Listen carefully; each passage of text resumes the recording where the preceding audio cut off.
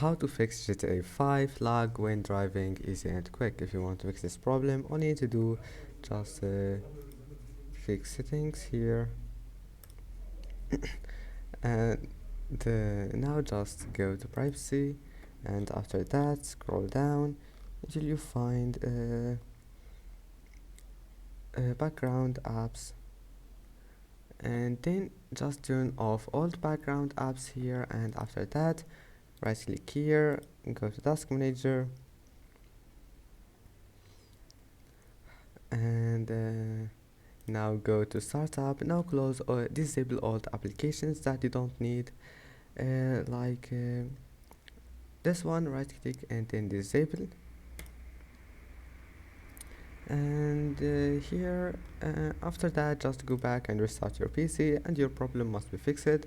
Don't forget to like and don't forget to subscribe, and see you in the next video.